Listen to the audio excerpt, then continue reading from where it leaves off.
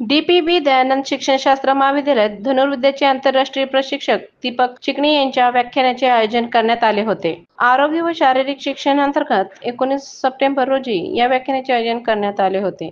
कार्यक्रमाच्या अध्यक्षस्थानी शिक्षणशास्त्र महाविद्यालयाचे प्राचार्य डॉ. क्षीरसागर हे होते. यावेळी सोलापूरमधील धनुर्विद्याचे आंतरराष्ट्रीय प्रशिक्षक दीपक चिकणे यांनी B.Ed प्रशिक्षणार्थी धनुर्विद्याबद्दल महत्त्वपूर्ण असे मार्गदर्शन केले.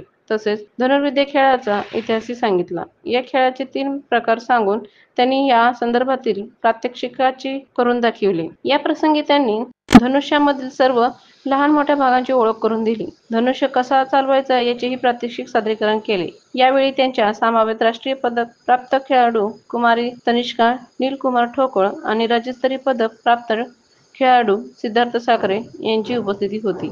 त्यांनीही आपले अनुभव या निमित्त व्यक्त केले. ॲरोचे पण प्रकार भरपूर आहेत. ॲरोला पुढच्या भागाला पॉईंट म्हणतात. पुढं जो आपण पॉईंट लागतो त्याला पॉईंट म्हणतात.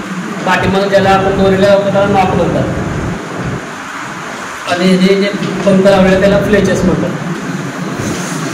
आणि जी मधली पट्टी आहे, हे मधली दोरी आहे ना, त्याला शाफ्ट म्हणतात. या सगळ्याचा मिळून जो आहे तो पूर्ण टोटल ॲरो होतो. ॲरोमध्ये पण आहे इंडियनचे, रिकर्वचे, कंपाऊंड असे वेगवेगळे हे सगळी माहिती झाली रिकर्वची आणि इंडियनची. सेम पूर्ण टोटल असणाऱ्या फक्त ते उडनमध्ये असणार आहे.